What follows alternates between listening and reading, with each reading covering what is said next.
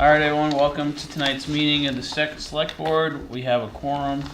Call the meeting to order and begin with the Pledge of Allegiance. Pledge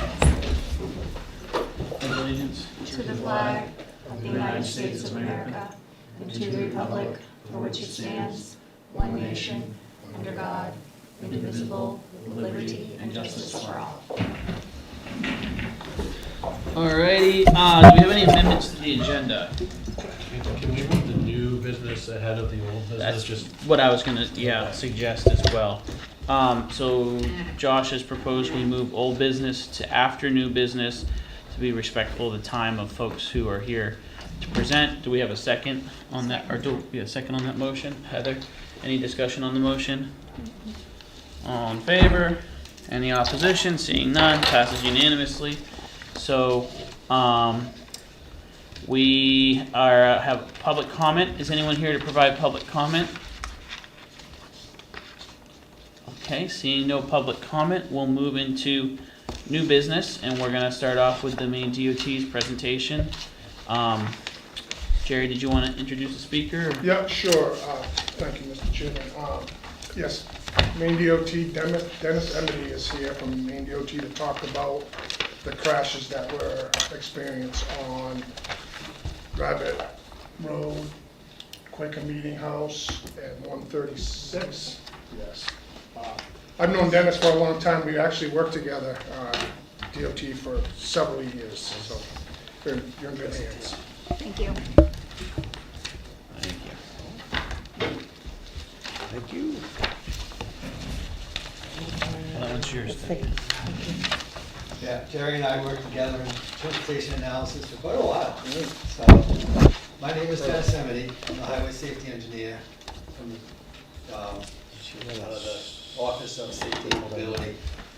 As you can see, I prepared a presentation, and I'll try to go through it quickly. Do you want to pull your chair up and just so the mic picks you up so that people Yeah. at home can, I mean, unless you prefer to stand, No. but I just need to have it get picked pull up it on the over, mic. yeah. Thank you. Sorry to interrupt you. So, I'll talk about some of the road characteristics, traffic data, crash data that's occurred there over the years. We looked at different alternatives, and we recommended an always stop there. Now, you guys are familiar with always stops because you have one on the other end of that intersection. So I won't go into a lot of details, but I'll also talk about what it would look like afterwards.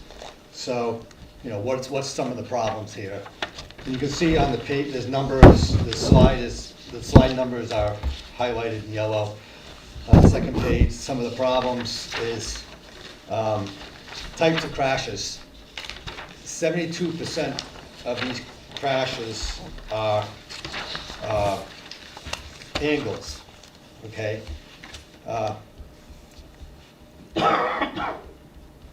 The posted speed is 50 miles an hour, but vehicles, looking at the TomTom data, it's going like 56 and 57 miles an hour as you approach that intersection.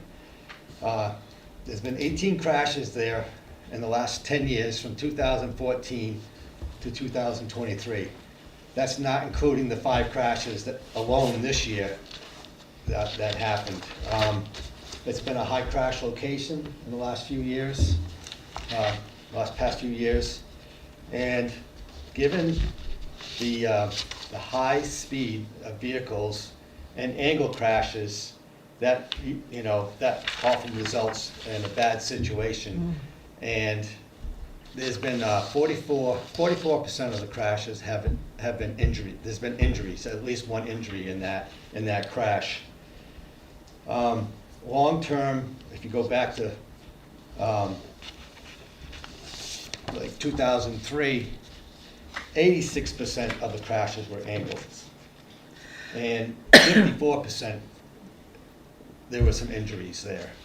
So it's ranked 71st in the state for the potential for a fatal or serious injury, and it's experiencing 3 times as high for fatal and serious injury type crashes at 50 miles an hour. compared to similar intersections, and it's twice as high in percentages compared to the fatal serious injury and potential minor injuries. So looking at so those are the problems. I think you all, slide 3, you're all familiar with the intersection where it is, right down the road here. Like I said, the posted speed is 50 miles an hour. Cars are going faster than that. 56 miles an hour going northbound and 57 coming southbound is the 85th percentile speed. Looking at page 6, one of the things that we look at is intersection sight distance. For 50 miles an hour, it's 555 feet is what you should have. We measured over 600 on both sides of either Quaker or Rabbit Road. So the sight distance isn't the problem. Switching gears, the traffic, the annual average daily traffic is about 3,600 on Route 136. Wow. And about about 1,300 on the minor roads. And because that just tells, and that's the amount of traffic in both directions as on that leg. That doesn't really tell us a lot. So what we did is went out and collected some turning movements, and look at that on page 9. That's a 12-hour count. And so if you look at the green, it shows where the vehicles are going.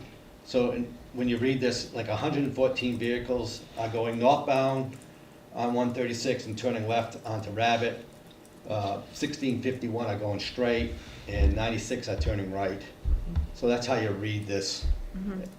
And so we look at the AM and the PM peak hours on slide 10. There's the AM peak between 7:30 and 8:30. And the PM peak is between 4:45 and 5:45, which that was the higher volume. So later on in the presentation, we want to look at mobility, what the impacts are on these different alternatives. So I'll show you some of the PM results from the different alternatives. So it's about a 3-to-1 ratio from the main line to the side road. On the next page, on page 12, shows the crashes between 2014 and 2023.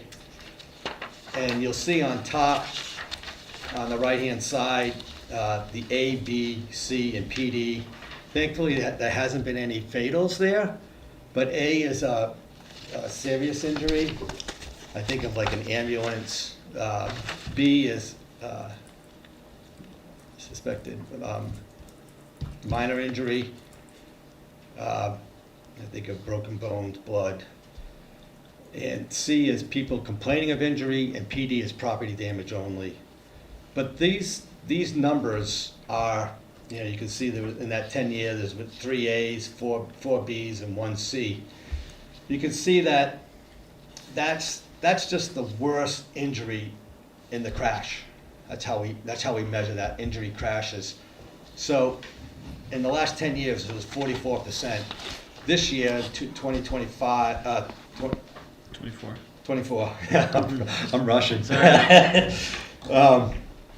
of the 5 had some injuries, so 60% this year, 2024. So you can see on the next page, on 13, even though there were 18 crashes in the last 10 years, there were 23 injuries. So there were there was one crash that had 1 C, but there were 13 C injuries in that 10-year period. So you'll see that when I show you the diagram. But the next page is, it's just some statistics on the crashes. It's most of the time it's clear, 13 out of 18, and dry road surface. They're looking at the months. you know, those four in September. Looking at the hours, the highest was 6 to 7. So no real pattern in here. But this is on slide 17. You can see that the majority of the crashes are during the daylight time. But what's most concerning, like I said earlier, 13 of the 18 crashes were angle type crashes. And at high speeds, that's what we're concerned about. Meaning somebody's turning in front of another car. Someone at could that be point. going straight across from Quaker Okay. to Rabbit, and they get T-boned. Yeah, okay. That's like an angle, that's an angle crash. And they call it intersection movement. I wish I could call it, angle movement, but that's what they call it. It could be somebody turning left and getting, from the main line, getting Right. struck that way too. So this is the part that, you know, like I said, it relates to higher percentage of injuries. So when I compare this station, this intersection to other intersections, four-legged intersections, you can see that at 25 miles an hour on the left column is the speed limit. So 25 to 55, the likelihood of having an injury is about 26% at 25, okay? At 55, it's about 50%. That makes sense. I mean, the higher you go, the more likelihood, the higher the speed into a crash, the more likelihood you're gonna get injured. So what this is showing is that, you know, the injuries, and we did the same thing with K and A, which is a fatal and serious injuries. Normally it's about 5.5%. This is 16.7. So it's more than 3 times what we would expect for the number of serious injuries at this intersection. And it's almost double the serious injury, the fatals, and minor injuries. So it's experiencing, you know, some bad injuries here. And those are injury crashes. That's not the individual injuries, it's the injury crashes. So here's a table that, you know, we look at on page 19. We look at the potential for a serious or a fatal crash in the next 10 years, and it's ranked 71st out of like 33,000 intersections. So this is a top 100 area for potential, and that's based on what's been happening out there. You know, what kind of crashes, you know, the history, as well as the potential for injuries based on the types of crash and the speed.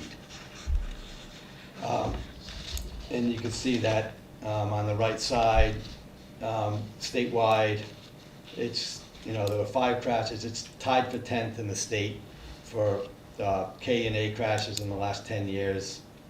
It's tied for 11th in the state for serious and fatal injuries in the last 10 years.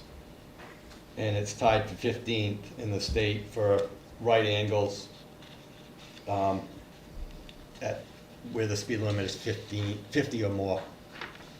So this really jumps out as a problem.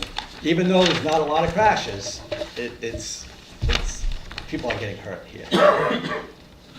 So the next page on 20 looks at, okay, our electronic records go back to 2003, and I just wanted to see from 2003 to last week, okay? There were 37 crashes in that time period, and 86% of the crashes were angle crashes. So it's even throughout time, it's still the angle crashes there. And, you know, 54% injuries. And again, you could look at that table down below, the number of injuries is 44 out of the 37 crashes. So you can see multiple injuries. And it has been a high crash location basically from 2016 to 2020. But if we had one more crash this year, or even one next year, it's going to be another high crash location. And a high crash location is where you have 8 or more crashes in a 3-year period, and where we're experiencing more crashes than what you would expect, basically. So the next page on 22 is, we take all this police data and we put it all into a neat little diagram, and it's basically showing you where the cars are, just before they got into a crash, where they were coming from and how the crash was about. And you can see that there's some letters there, like on the bottom left corner. The vehicle was coming from Rabbit, it wanted to go straight across to Quaker, and it got struck by a vehicle going southbound. And all those letters next to it, there was 1A and 4Cs crash, those are the injuries. So you can see that, you know, there's crashes coming, most of the crashes are coming from Quaker trying to go across to Rabbit, and they're getting struck by, there's 1, 2, 3, 4 going northbound and 5 going southbound. And you can see there's some serious injuries there. And that was all the sightings were for the people crossing the road. Most of them going straight across. Yeah. Why does it Not say stopping? fail, why does it say fail to yield if it's a They- stop sign there now? They stopped, but then they didn't yield to the vehicles going Yeah. on the main They line. just kept going after they stopped, so it's. Well, they didn't, Yeah, they stopped and then went. and then they went, yeah, they weren't, that's, Like they were expecting the vehicle to stop that was Yeah. coming up to the intersection. Well, they never stopped. oh, I don't know, I Yeah. mean, they say most likely they didn't see them, you know, or they were going too fast and they weren't, you know. But failed to yield is, that's how the police, Right it up. so that's the 10-year period between 2014 and 23, and again, there's 5 this year. Yeah. So we looked at different alternatives. The first thing that people ask, like you asked me when I first got here, are you gonna look in at a light, and that's traffic signal, and it didn't meet any of the warrants, the justification behind it. So that's, the manual on uniform traffic control devices has like 11 warrants, and none of them met, you know, based on volume or. It did meet a warrant for an all-way stop, and when I talked to Calvin back in June, he says, did you look at a roundabout? And I said, so I looked at a roundabout. He asked me to look at it, so. It's not bad, it's not a bad idea, but, so I looked at these alternatives, and I usually have a big spiel about all-way stops, but you guys are pretty familiar with all-way stops. And I do want to give you some statistics about it. But normally, we've done a lot of before and afters in Maine. And the crash, we see a 53% reduction in total crashes, a 74% reduction in injury crashes, that's your KABC, and a 92% reduction in crash costs, you know? And statewide, there's about a 61, national studies have shown a 61% and a 72% for injuries. Did you happen to go back and look at the other intersection that the four-way stop got put in and see if it? Yes, and this is one of the examples I use. Oh, awesome. Yeah, Slide 27.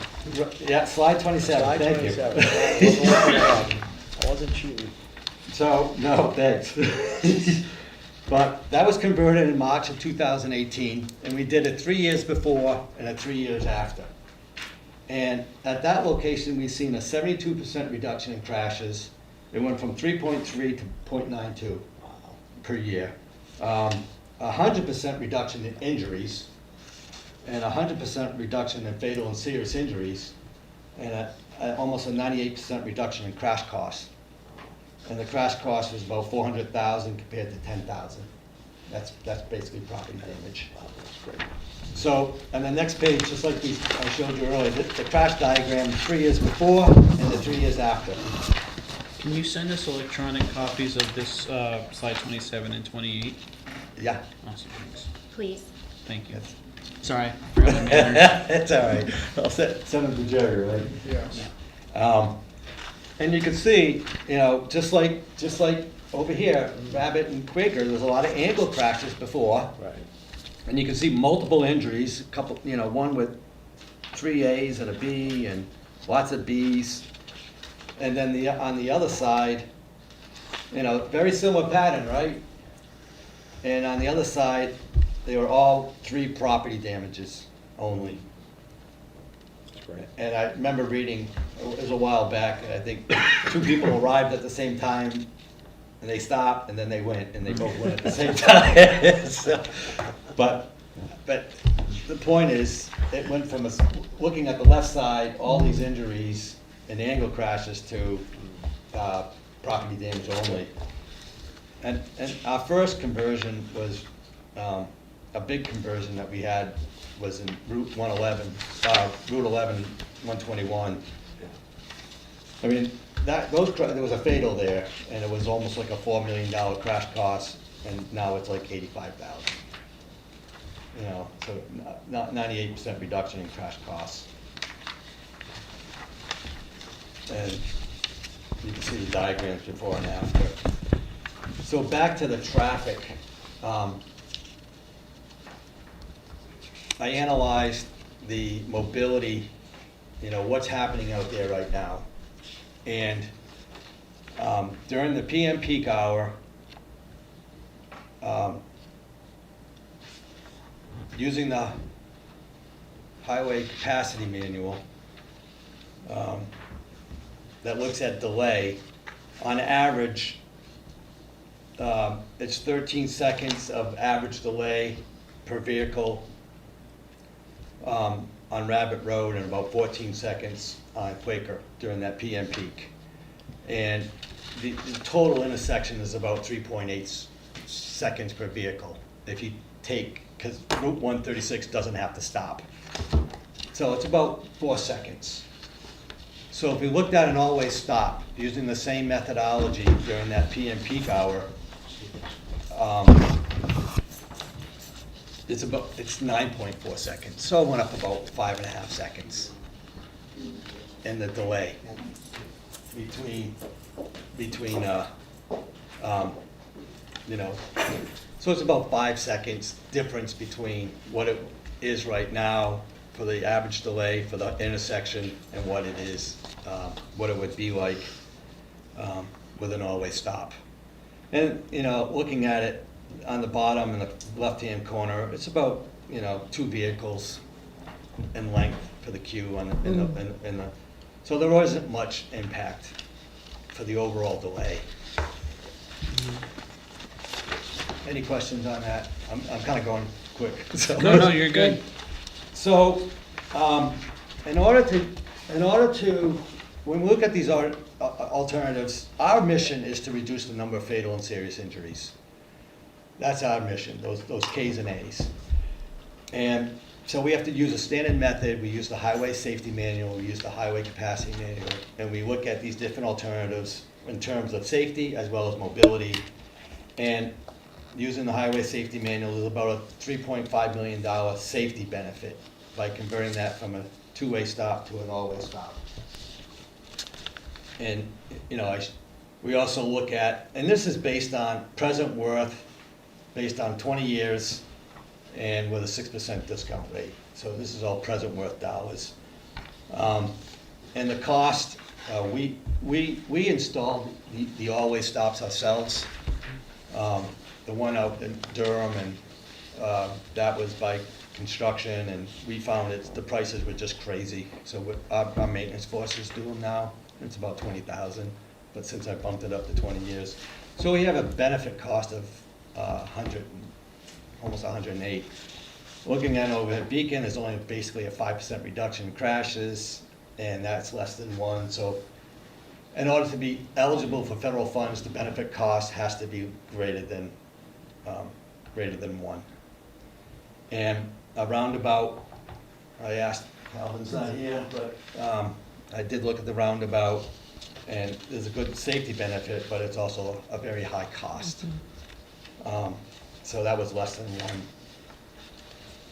So based on that, slide 34, you know, the benefits of it all, and you guys see this yourselves, you know firsthand. I mean, it's a significant reduction in total crashes, a significant reduction in injury crashes. There hasn't been any vehicular fatal crashes since electronic records of 2003. Any, always stop. And it always stopped. No vehicular crashes, unfortunately, In Durham or in the state? in the whole state. Wow. And we have over 100 and, maybe 120. Unfortunately, there was I ruined my score. There was a fatal pedestrian at an all-way stop, so, in Saco, last year. But it has a very, as you saw, 108, almost 110 safety benefit to cost ratio. And what's good about this too is the vehicles enter at a slower speed. Remember that table with 25 versus 55?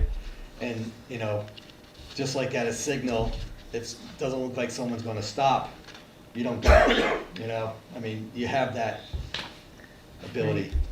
And like I said, it still operates at a level service A. So, I just wanna I have like a concept plan, and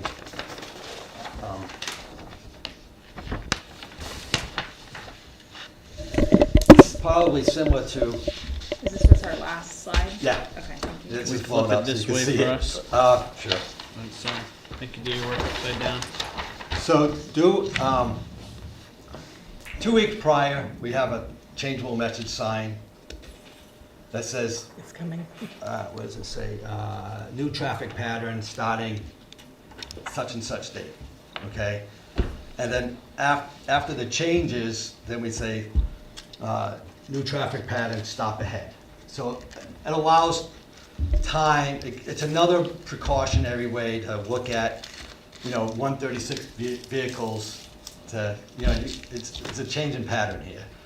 So along with that, we have, we're looking at reducing the speed limit about 800 feet or so on both sides of 136 to 35 miles an hour. So we're looking at reducing the speed limits on the approaches. There would also be double stop aheads on each approach that would be flashing all around, okay?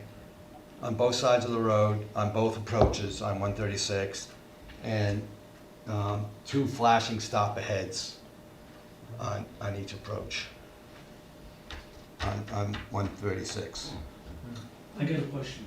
Oh, I'm sorry. No, we only allow public comment during the beginning of the meeting. No worries. And there's painting probably on. Yes, oh, thank you very much. Yeah, I forgot that part. There's gonna, on the, we're gonna probably put a 35 miles an hour speed limit sign on the road, okay, and paint 35. And then we'll have a stop ahead, pavement markings at this, where the stop ahead sign is. And there would be a stop, you can see the stop stencil and a stop bars. So that would be on both approaches. My only question is, these are flashing signs as well. The stop The aheads. stop aheads. Are those the exact locations where they're slated to be? Because I'm just thinking if there's any way to not put them directly in front of a residence. Yeah, we I understand that there might not be a way to do that. we But like to have a certain distance. yeah, Okay, and we were able to do that coming down the hill. yeah, Okay, and we also want to find the sun, because these are Yeah. all solar. And when talking to Calvin, and I mean, ideally, I know we have this in here. mhm, Ideally, it would be better to put it here, but Mhm. he asked if we could put it there. Mhm. And it's a little further than we want, Oh, I thought there was one slated for right there. and there's one right there. Okay, But yeah. That, I think there's is there a flashing sign there now? I'm not sure. Yeah, I was just curious I if don't that was remember where they if are. there was any I think there's a flashing wiggle room there, but Yeah, I mean, this is a little bit, Yeah. we tried to get it, to get sun Mhm. at certain distances, so this is pretty much, but we would be looking at, weighing, I I'm pretty sure this is pretty much where they are gonna be. Mm-hmm. 'Cause we went out there and tried to lay it out, what it would look like. So, yes. I noticed when they did the four-way stop at the Lunt Road and 125, they did the DOT, well, I'm just asking about the PR message. So the DOT did, Nothing. oh, We were not involved, they didn't even ask permission. oh, okay. Well, then I was gonna say Freeport did like a video of like cars approaching and like whatever to like notify people. And I assumed that it was the DOT because that's a state road. So, okay, never mind. We'll just move Yeah, on. no, we are addressing that right now. Okay, sorry. They installed it without asking permission on Route 125, so. Now, did you initiate this based on the data, or did we come to you, someone from the Durham area come to you? This, it's a little bit of both, but it's the data, you know, when I see that this intersection is 71 out of like 33,000 intersections in the state, you know, and we did, it was brought up in the past, and we did look at it with Calvin a few years back, and we've had such good success with these always stops that didn't feel comfortable at that point 4 years ago, or whatever it was, and, you know, we're seeing excellent results. Yeah, it just looks like there's been an increase in frequency in the last 4 years. Well, this year alone. Yeah. There was only 3, I think, in that. Are you seeing that increased frequency tied to an increased passage rate as well? Or is it just similar passage rate but a higher rate of incident?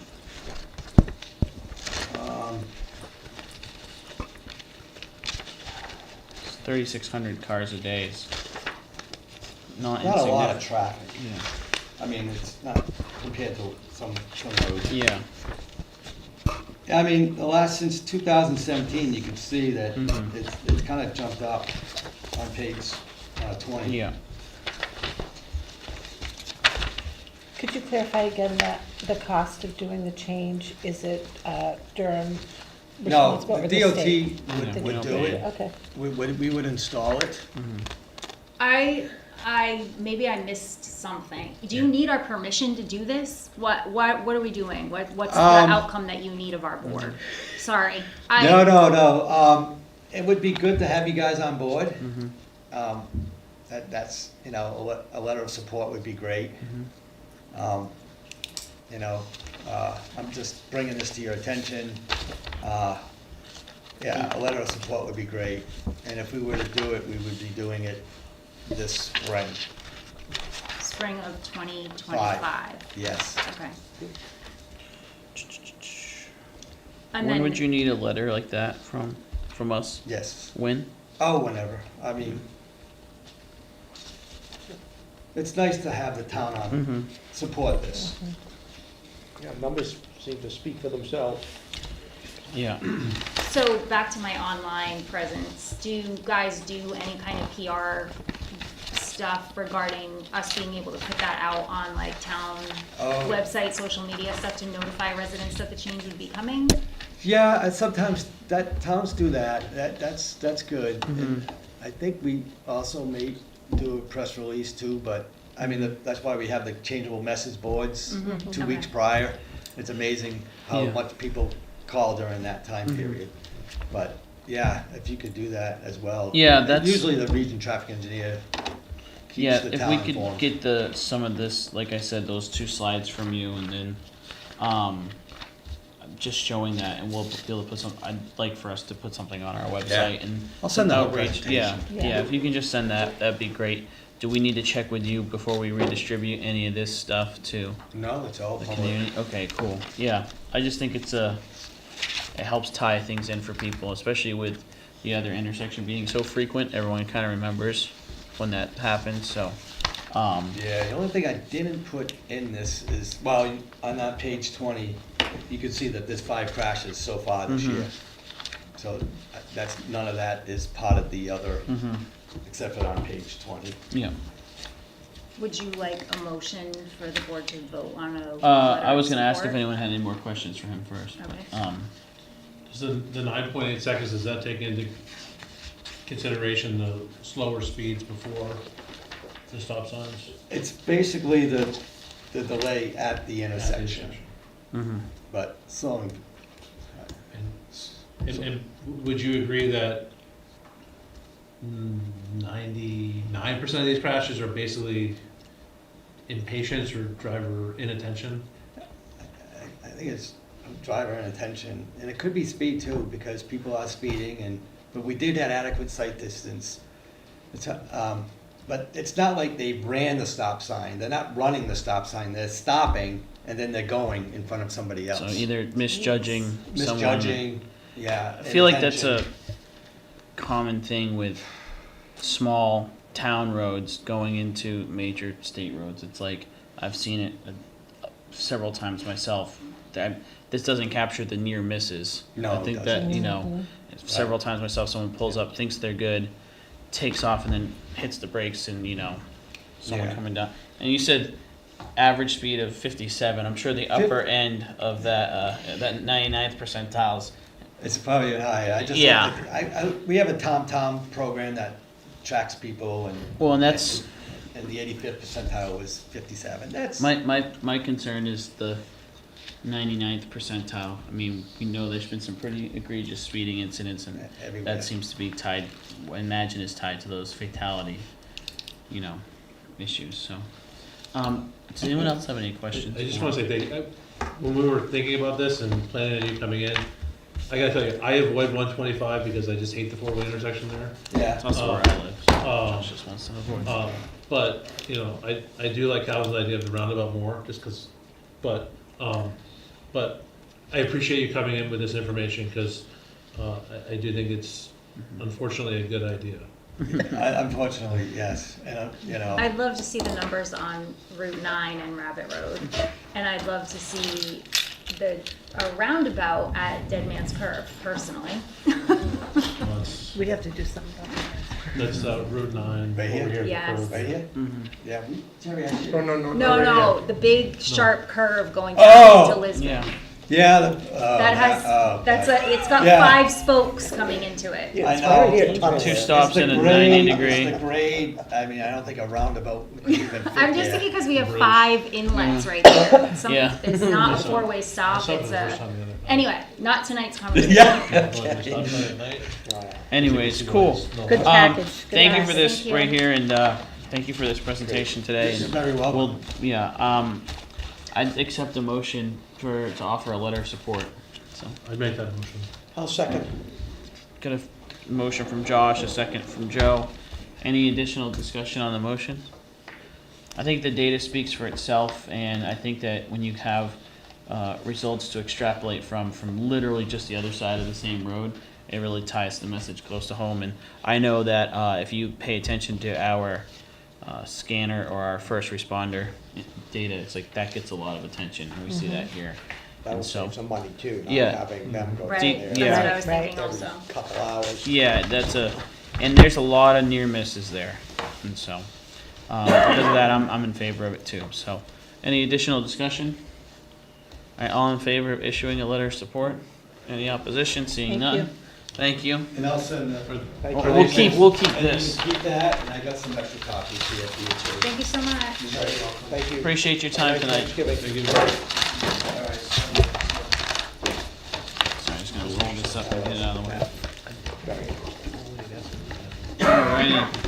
More people need forward. They try to do a better job. All right, next on our agenda, we have our financial audit update. So, Yeah. Jen, Would you like me to go up there as well? Sure. Yes. you can take an intersection pamphlet if you want. It's a hard act to follow up.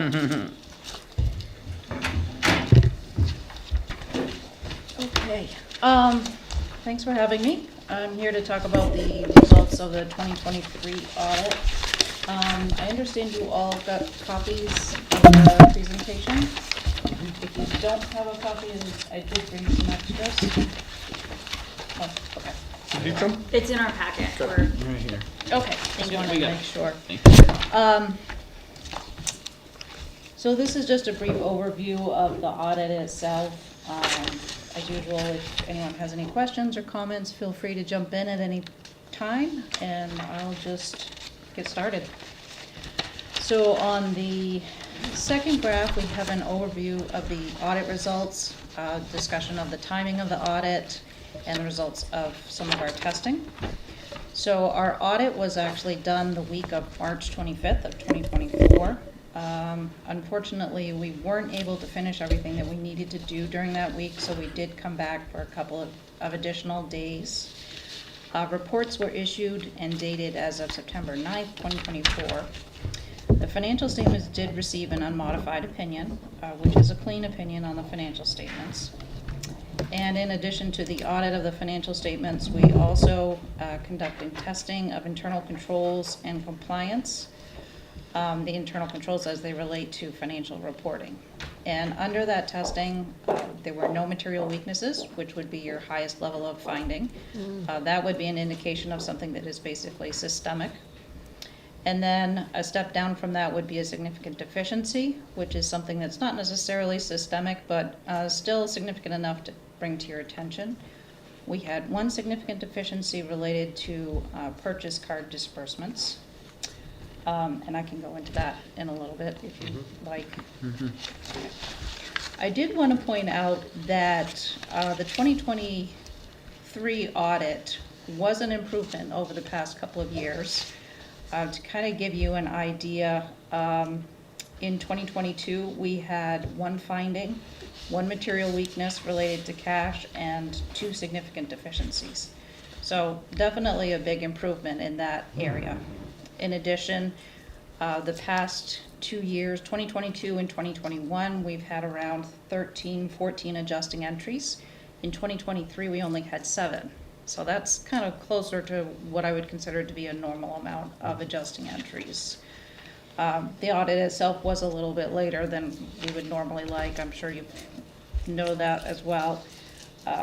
So going forward, we're optimistic that it will hopefully go out a little bit sooner. The next few graphs that we have are mostly a overview of the general fund itself. We focus on the general fund because it is the largest, the most important fund for the town.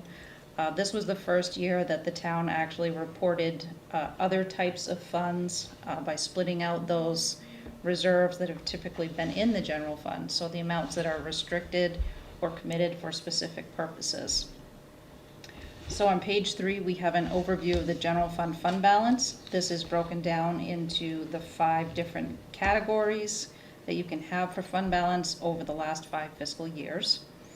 So you can see that it did change significantly, mostly because the restricted balances and committed balances were transferred to other funds. They are now reported in what are called special revenue funds, permanent funds, and capital projects funds. So what you have left is the assigned portion, which that is the amount that is budgeted to be used in next year's budget of $668,000. And then you have unassigned fund balance, which is basically what is left over. It's the portion of your fund balance that carries over to be used in the next fiscal year, basically for any purpose. In total, fund balance before transfers actually increased by about $335,000. So that is your revenues exceeded your expenditures by that amount. However, you did transfer out the fund balance to those other funds. So in total, general fund fund balance decreased by $752,000 from 2022 to 2023.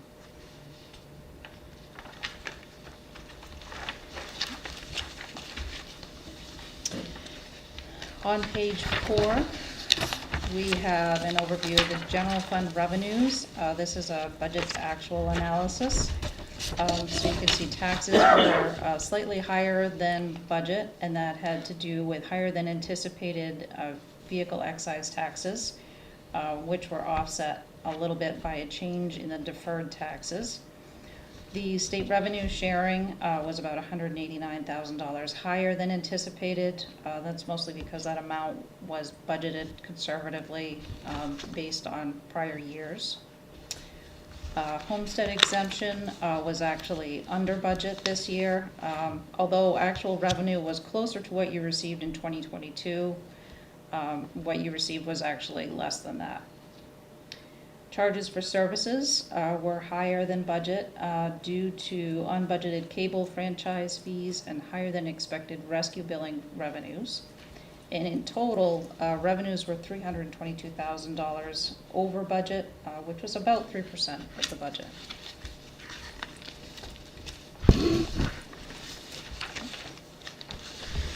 On page 5, we have the same graph, budget to actual, but this is for the expenditures for the general fund.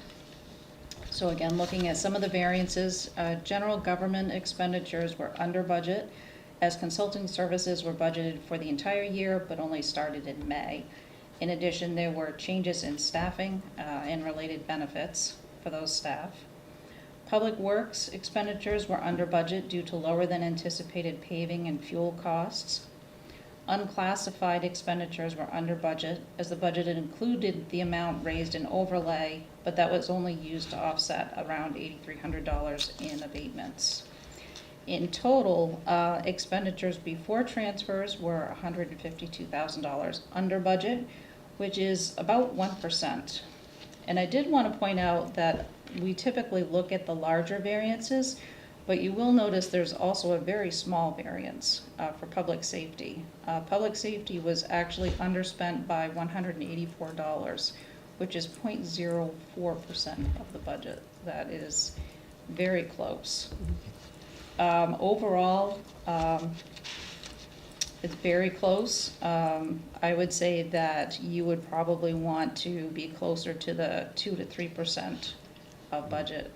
There's not a lot of wiggle room there, so if you had some unanticipated costs that came up, you could have easily overspent your budget.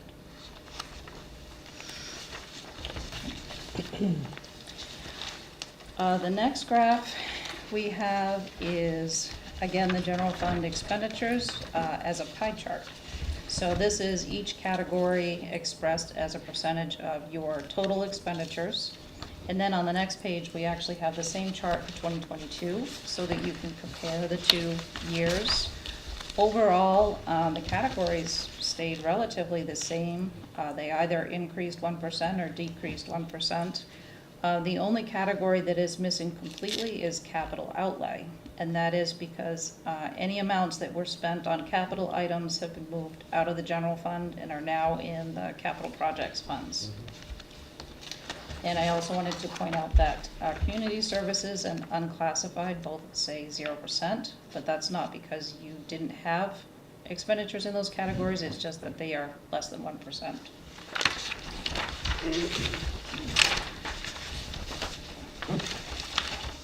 Skipping to page 8. So these are some of those other funds that I mentioned before. They were previously shown as reserves in the general fund, and now they have been presented as either special revenue funds or capital project funds. Special revenue funds are funds that have revenue sources that either are restricted by legislation or by some outside source such as the state or granting authority. Capital projects funds, those are amounts that are set aside specifically for capital items.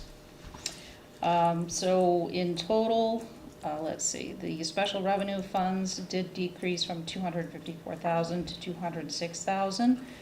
The biggest change being under telecommunication, which is the planned use of franchise fees. And the capital projects funds went from $854,000 down to $397,000. The 2 biggest decreases took place in the fire rescue capital reserve, which that had to do with the purchase of a vehicle, and then the public works capital reserve, which that had to do with the swamp road and culvert project and the purchase of a plow truck.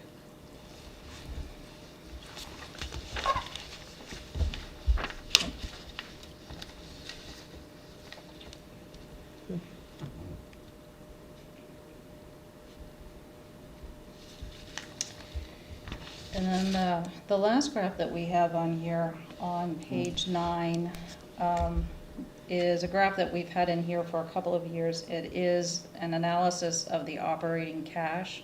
So this is the town's operating cash account and its projection of its use over the next 8 months. So you can see that total operating cash actually decreased from 2023 to 2022. It went from about 4.4 million, went from 4.8 million down to $4.4 million. Now what we have done is for each year we calculated 1 month's worth of expenditures at the bottom. And then we basically projected basically cash flows between the end of the fiscal year and when you are collecting taxes, which they are assessed in June and then collected in August. So for 2023, you're starting with around 4.4 million in cash. Estimated non-tax revenues are about 1.5 million. Estimated expenditures based on the 1 month's worth of expenditures is around 6.1. So you can see that that's a projected shortfall of about $237,000. Of course, this is assuming that cash flows come in on an even basis. There's a fluctuation. It's just assuming that amounts are going to come in on a regular basis. And you can see that the amount available for expenditures is about 4 months worth of expenditures. Any questions on this? There are a lot of numbers there. Nope. All right. Going back to the comments that we had, as I mentioned, we did have a significant deficiency related to purchase card disbursements. So we actually selected 29 transactions from 3 separate months in 2023. And of those transactions, 10 were actually missing a receipt or an invoice.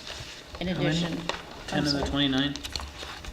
we selected 29 to test, and there were 10 that were missing invoices or receipts.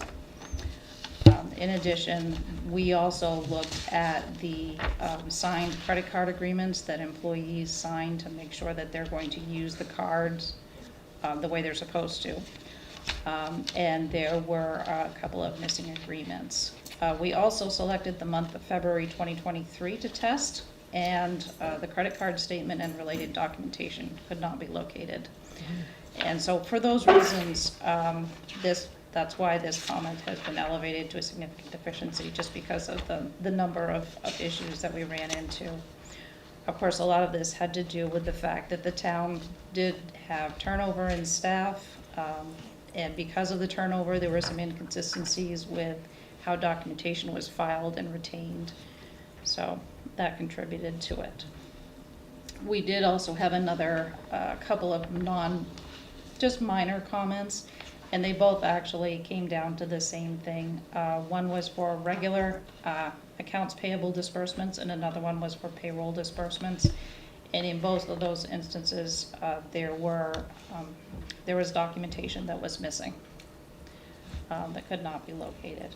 So I would assume that now that you don't have as much turnover, that hopefully there won't be as much of an issue going forward. And that was it for the comments. Does anyone have any questions about any of this?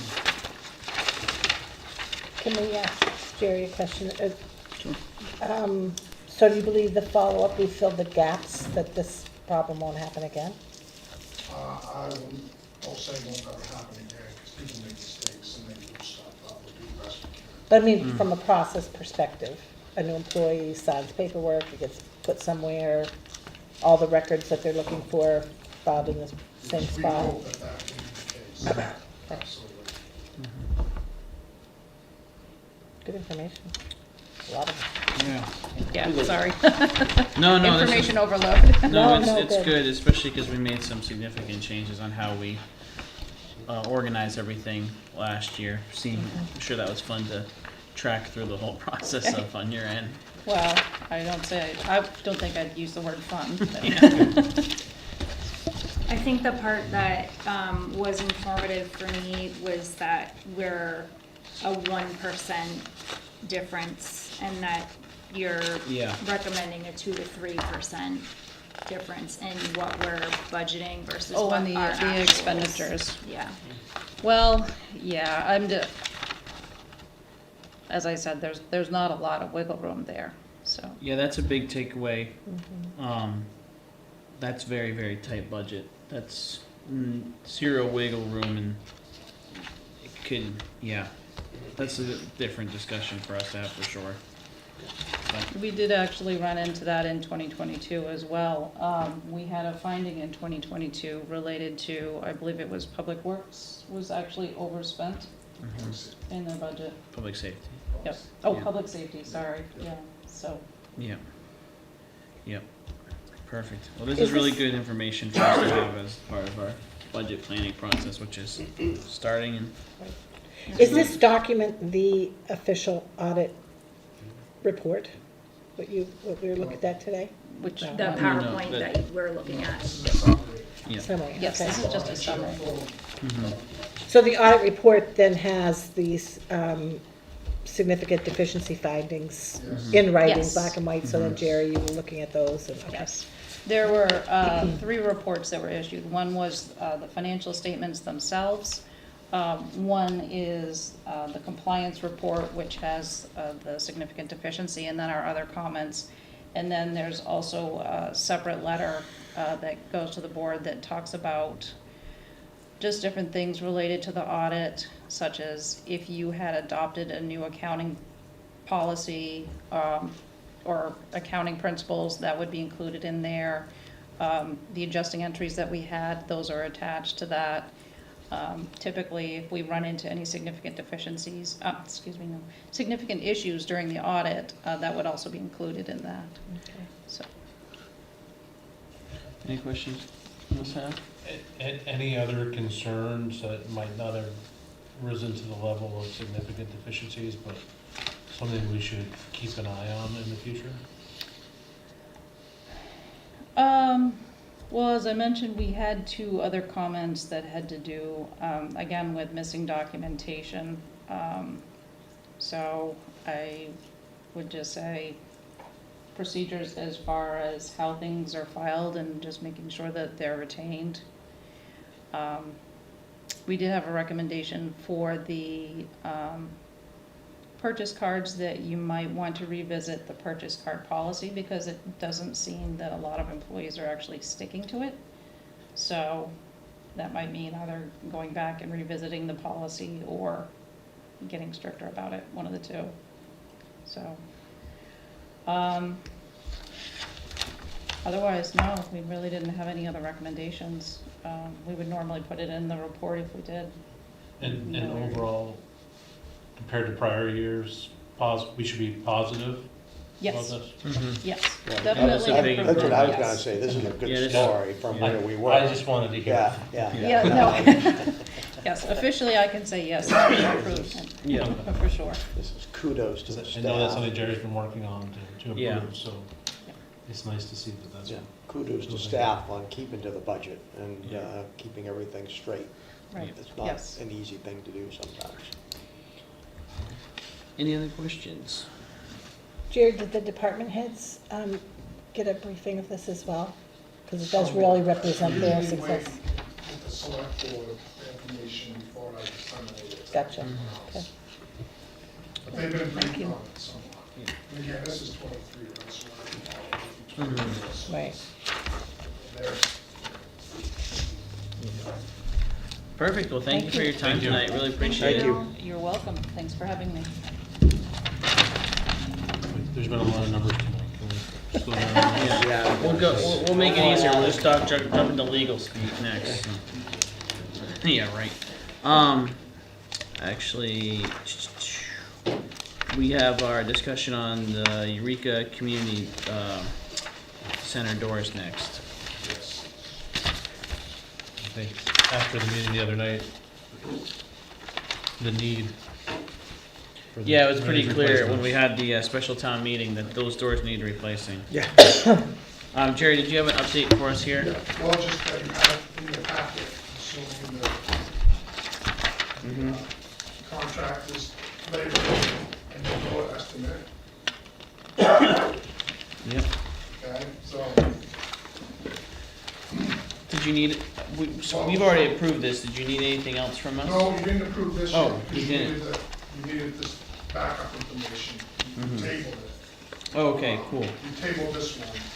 So then I'll just give you the rundown. So we have 9130 set aside in ARPA funds to help offset the cost of this. If you add the labor, which is $5,800, to the materials that it's gonna cost to buy the 3 doors and all the hardware, that comes to $14,032.45, for a total of $19,832.45.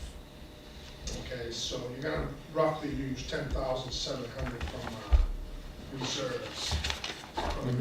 If he doesn't find any rod, now this, if he doesn't find any rod or anything, that he'll have to add additional stuff to that. Yeah. The estimate total is 19,832.45. Yeah, I mean, I think that this is something that the community has asked us to fix. It was what it came out of our last town meeting, and that space gets used a lot. And last week's meeting was a reminder of how poor condition those things are over there. And so we have to we have to commit the ARPA funds by the end of next month, right? Yeah, there has to be a contract in place, yes. Yeah. So, any questions for Jerry before we make a motion? I didn't think we could add funds to the ARPA for items. I didn't think it was an additive process. So you gotta either have a project for 9130. No, you just can't add additional, you can't add other grant funds to ARPA funds. Yeah. We talked about that last meeting, and Jerry double checked on it. Okay. Yeah. I asked the same question, John. Yeah. Because I remember there was something about. Yeah, you can't pair other federal grants with ARPA funds With the ARPA. to use that. It would be hard to find a project where That's you exactly, the yeah. amount of money you have left. And since Okay. we're paying for the rest of it out of our revenue, it's not an issue. So my Yeah. I brought this up last time too, that our options are out of the Eureka Reserve Fund, which we established and deposited money into, or the municipal buildings capital. And do you have a recommendation of which one budget-wise makes more sense? I would use the Eureka Capital. Yeah. Whereas the Eureka Bill. That'd be my recommendation. My thought, exactly. Is there other work on that building that needs to be considered in the near future? Parking Yeah, lot there's all lighting? kind- Yeah, there's all kinds of work that could be done. Mhm. We can't, that's a whole other discussion, foundation needs work, Parking lot lighting, there's a lot. I guess. handicap accessibility, I guess, everything like I that. mean, my question, I guess, boils down to is, I think the town wants to continue using that building. Is this the best first step in repairs, or is the foundation something that we should look at first? And I think that's a discussion that you folks would have, but as some on the board have said, these doors have been promised to the residents that they will get put in. Mm-hmm. I think this is the first step, and then, But the doors don't do any good if the foundation, I understand, I get it. I Yeah. get what you're saying. My thought on this is, we have told the community that we're replacing the doors. We have to commit ARPA funds by December or we lose them. And we have the budget available to do the doors. And we are seeing that it's problematic, the doors are problematic right now, and this space gets used a lot. So I think for me, that brings it up to a high level right now, without going into a full, facility cost index on it and looking at things like the foundation and stuff like that. It's what the space is gonna be used for another year, to do everything it's been doing, so I think that the doors are important. Heather? Josh, are you saying that because you're saying that maybe we should not take it out of Eureka if there's more work to be done and that it should come out of buildings instead of Eureka? I mean, it's the same thing, basically, right? So, I mean, it's just,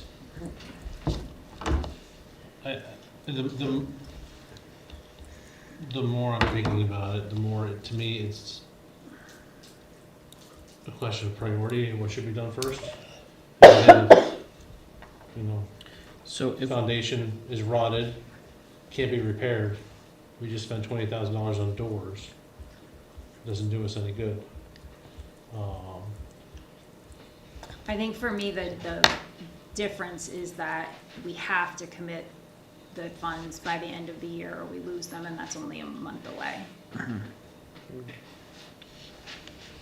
yeah, and that's my thought process on it as well. Is people have been asking for this. We told them we were going to deliver it. We're going to lose the funds if we don't use them. And if we wanted to explore, if it needed a foundation, jacking it up and replacing a foundation is a whole nother capital line that we don't have, and would have to be a whole nother town meeting process and stuff like that. So, Jerry.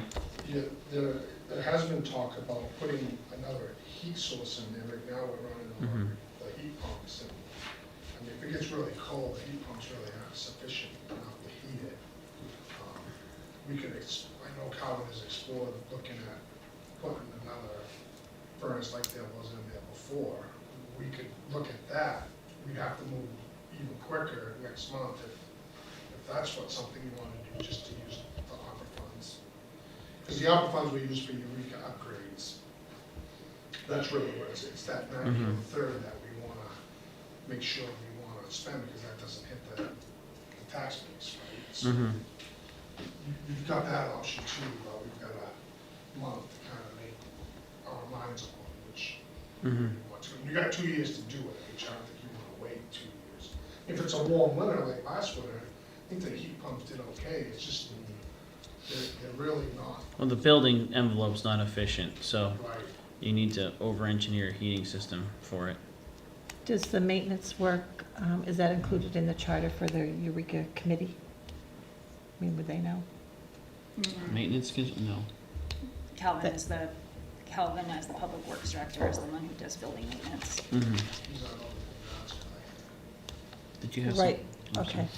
I was just gonna ask if it's realistic to if we pause on this right now, get a heating estimate for December, and then choose between the heating and the doors. If that's what people wanna do, is that realistic to be able to get those numbers in front of us in December? I think so. I think Calvin has looked into it. Josh, do you feel the same way about a heating system as you do about the doors if the foundation is? It's, yeah, I mean, it's the So same thing. if it feels like the same thing to you, then I think we should move forward with a vote on the doors.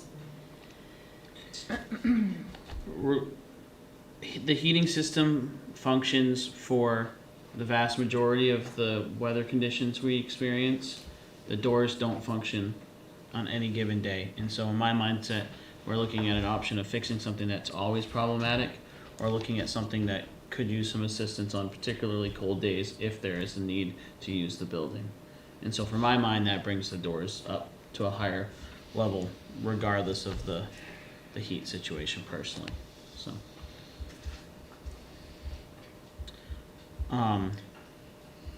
Any other questions or thoughts on?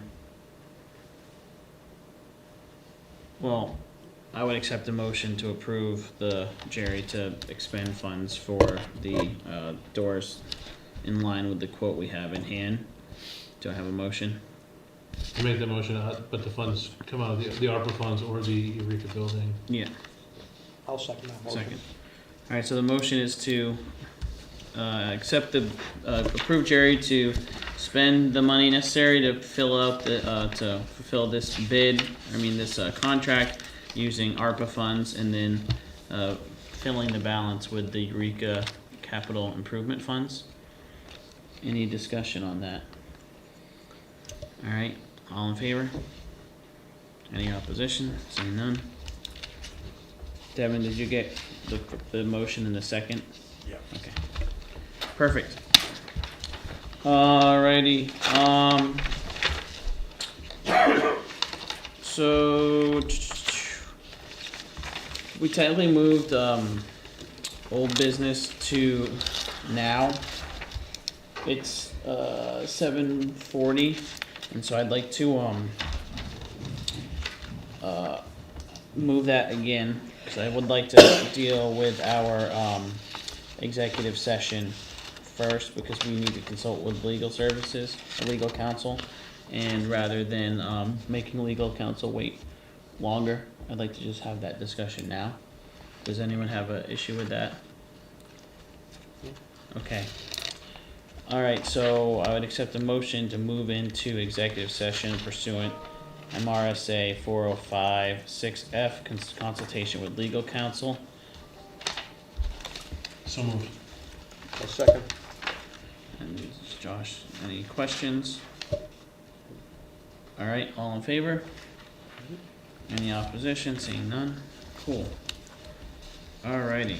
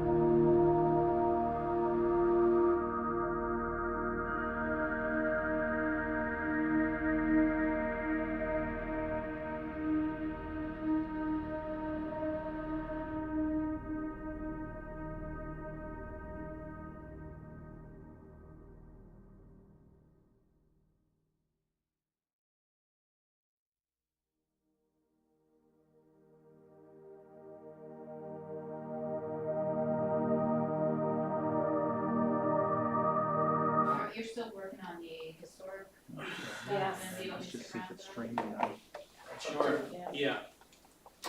Yeah, that would be awesome if you could stick around for that, since we moved it to now. I think we're back on.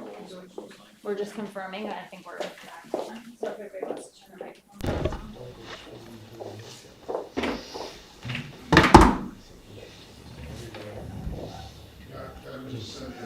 Okay, we're good, George. Perfect. Thank you. Alrighty. We're back out of our executive session after consulting with the town attorney, and we discussed merits pertaining to our BESS discussion that's been going on and direction to take to best represent the town's interest moving forward. And I would like to entertain a motion to direct the town attorney to develop a contract zoning ordinance in conjunction with the town planner. So moved. I'll second. Second. So any questions on the motion? So this would just be to make sure that we have a tool available to help with the citing of any potential application in conjunction with our town ordinances, and give the town the ability to vote on the approval of certain projects as a town, much like we do have other votes at town meeting, and really give them that legislative power. And do I have any other discussion or question on the motion? I just think, you use the acronym. Yes, sorry, the battery energy storage systems. And so, contract zoning is where you give the opportunity to the select board to negotiate some terms that help with the siting of a project, and then the ultimate approval is then issued by the town voters at a town meeting, Right. as opposed to how current projects get approved by either code enforcement officer or planning board approval. So this allows for the town to consider certain standards and then apply them with town approval. And so it's the way to get the best input from everybody. Any additional questions? All right, seeing none, all in favor of the motion? Any opposition? Seeing none. And then I also wanted to entertain a motion to direct the planning board to develop a draft of minimum standards pertaining to battery energy storage system that mandates contract zoning. So moved. Heather, motion? I'll second. And we have a second. So any questions? So this would just be to follow up on the feedback from our special town meeting to pursue an ordinance pertaining to battery energy storage systems. And since we're looking to develop a way to utilize the contract zoning like we discussed earlier, this would mandate that be applied in the ordinance. And the goal of this ordinance would be to develop minimum standards for the actual construction, and then reference the contract zoning in an effort to deal with siting and then final approval from the town. So, any other discussion or questions? All right, all in favor? All opposed? Seeing none? Alrighty. So we're into our old business, which is the discussion of land use article 12 and section 5.14 of the Durham Historic District. We've received in advance the town planner's recommendations, a memo from the town attorney, and also the recommendations that, or the draft that was sent to us from the Durham Historic District Commission. So as we know, this has been a process we've been going through for a while this year. We have recommendations from the Durham Historic District Commission where they did a markup of a draft. We have recommendations from our town planner and our town attorney. And also earlier this week or last week, we received an email from the Durham Historic District Commission asking that we don't move forward on any ordinance changes until they have a chance to review and make recommendations based off of the attorney's input. Just want to know what people think about our next steps, if they feel like we should hold off longer or if we should work another direction while the Durham Historic District Commission is working on things. I mean, I read through everything, and, you know, I see that, our legal counsel and George seem to be in, alignment with each other as to the direction. The, you know, the ordinances are, need to be rewritten in that area, clearly rewritten, just from my own read through them. Adding more into them, I don't believe is advantageous, as the Historic District Commission has currently submitted additions to something that needs a rewrite completely. Taking out, you know, they need more of a charter separate from the ordinances. That doesn't need to be in there. There's a number of nuances in the ordinances that just should be just clearly removed to make the ordinances more in line with other ordinances in town. So, you know, I'd say moving forward with, you know, again, George did a really good job last year, taking a stab at this. I think it was actually maybe a year ago, not even last year. So, you know, I think that we should continue in that direction and get these ordinances cleared up, from my read through. And then Yeah. my 9 years on the planning board previously, I mean, this area needs a lot of help. And it's, Yeah, and that's one of my concerns about waiting to make any movement here, is because something needs to change here, because there's a lot of frustration both with members of the community and staff around this ordinance. It's very confusing. There's a lot of elements that shouldn't be in there, and so while I understand wanting to wait to hear feedback from the Durham Historic District Commission, personally I think that moving forward with asking the town attorney to draft an ordinance based off of the recommendations out of her letter would be a good move, in my opinion. We can then have a draft ordinance, and while the Durham Historic District Commission works on whatever other reviews that they want, we at least are developing some ordinance language. You know, from the onset, this entire process, we said, please come forward and give us your recommendations. We want to get recommendations from our staff, and we want to get recommendations from legal counsel, and then we are going to marry the three of them where it makes sense. And that's where we're at now. And so if the Durham Historic District Commission wants to submit separate feedback based off of the lawyer's feedback, I think that's fine. But I want us to be moving the ball forward here. What are your all's thoughts? I mean, for me, because I tend to agree, because it's not, we're not moving the ball forward, we're just getting in a more formal rewrite that we can then review, present, and they'll have an opportunity to review. Yeah. So I think I'm okay with that. It's,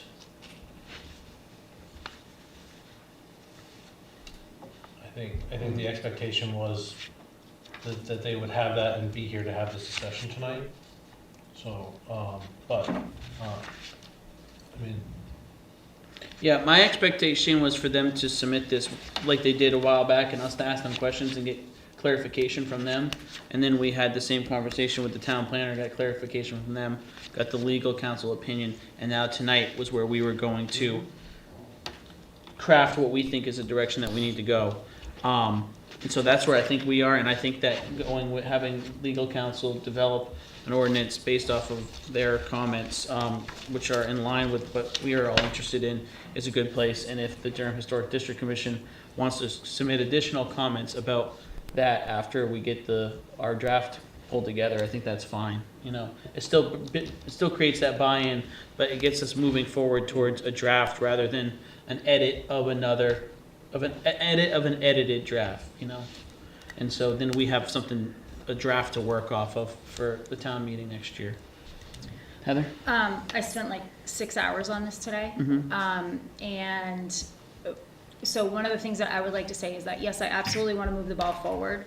I strongly feel like the commission deserves the right to also review whatever is put together as the next draft, and then give us their recommendations on that new draft, because I think what everyone was looking at before, you know, we didn't have the legal opinion that some of that isn't necessarily aligning with state law. And, I mean, George definitely has told us that, alluded to that, but now we have like the town attorney telling us that. So with all of those things in mind, I don't want to wait until April of 2026, but I do want them to be able to review whatever is written and then give their recommendations. I just wrote a little summary of all the work that I did today, and if everybody could just bear with me for 1 minute to read it, I would appreciate it. I recognize the need to clear up the permitting authority chain of command. However, I respect the commission's word. So I went to the commission's last meeting and sat through that whole thing and really tried to figure out what the communication disconnect is. And so some of this is my takeaway from that meeting. Worry that the recommendation to make them an advisory board will deem them insignificant. The reason that I agree is that while the ordinance currently states that a review by the planning board on a subdivision or site plan review, it does currently leave out the conditional use review, which the comp plan identifies as a need there. It does not specifically state that the planning board shall consult them for their recommendations, unless this is written into the ordinance that they must or will obtain recommendations regarding these applications. I share the concern that it's being overlooked, and that's a gap.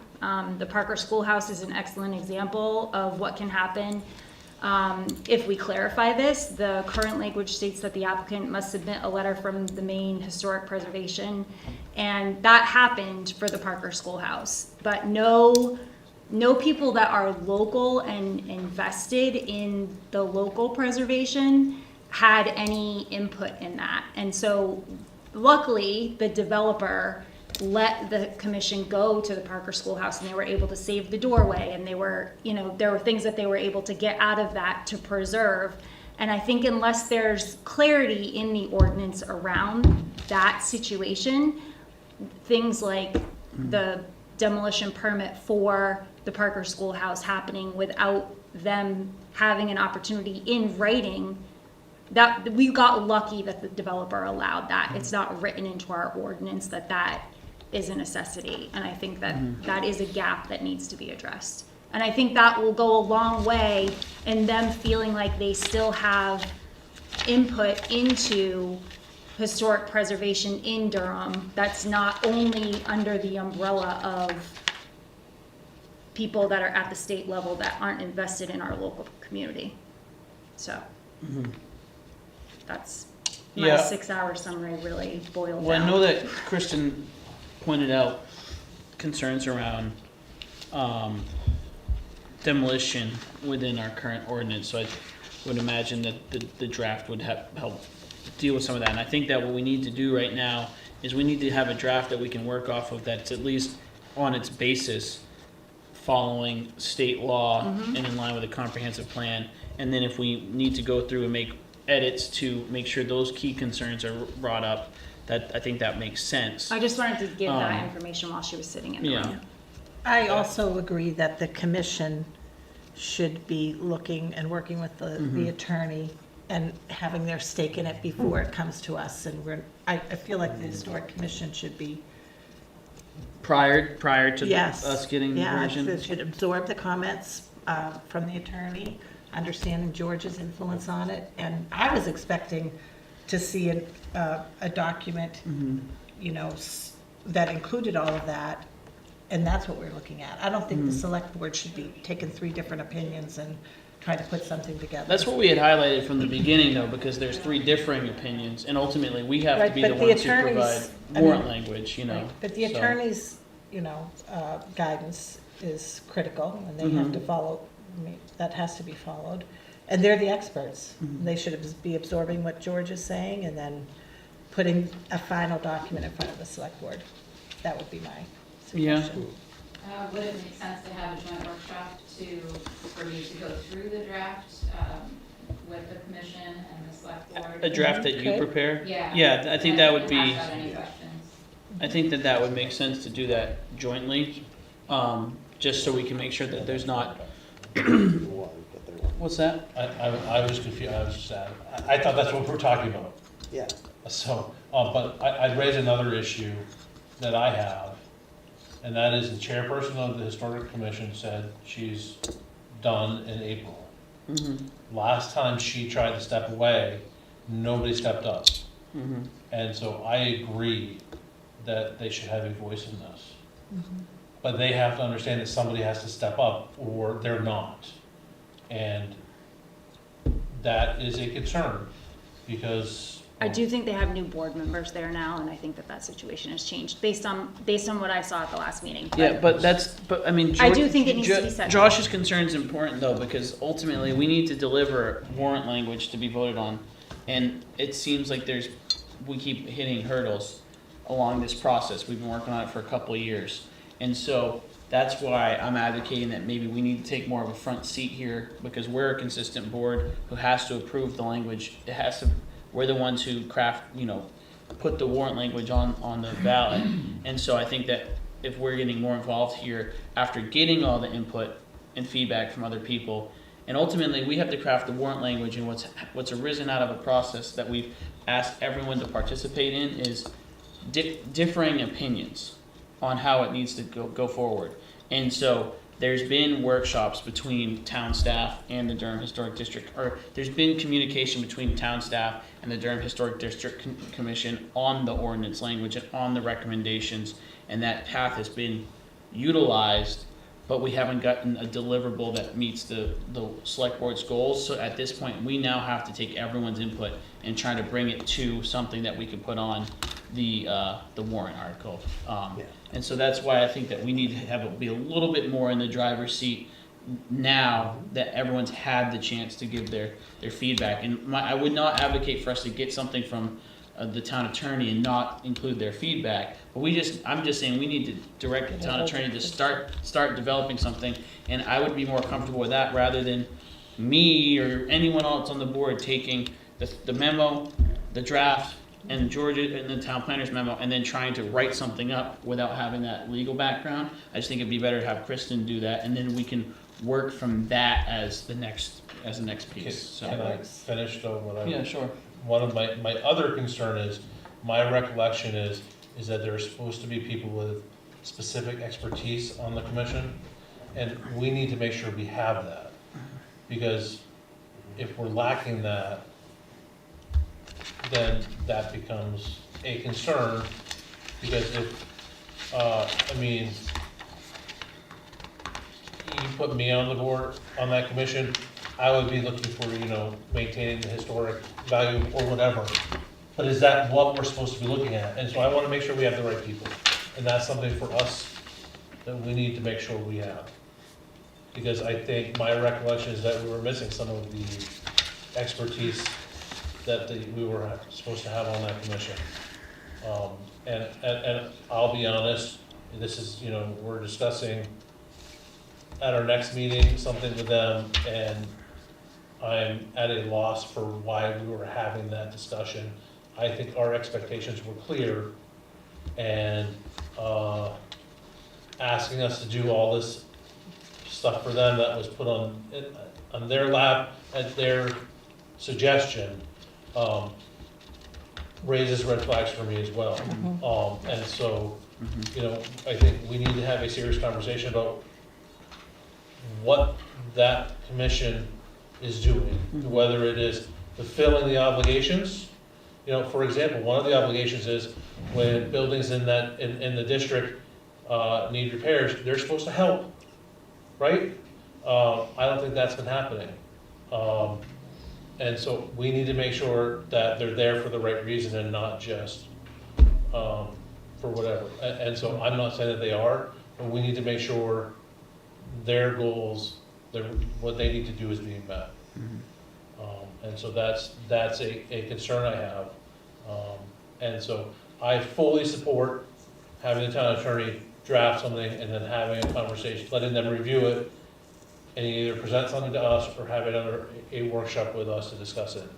But I think we need to move on that.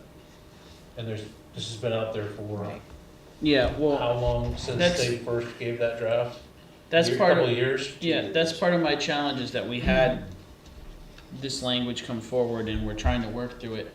but then once we got it presented to us, we said, please give us your recommendations. We got the recommendations, and then when we asked follow-up questions, they said, well, we'd have to look over these before we recommend them. And it's like, we've got to move it forward, because we've asked for this, you've given it to us, and now you're saying, I don't know if that's actually our recommendations, you know? And so that's why I just think we need to come up with a draft to work off of, because we've asked them to prepare a draft to work off of, and now what they've handed us, from the time they've handed it to us to now, they're saying, well, that's not really what we want to be considered as our recommendations anymore.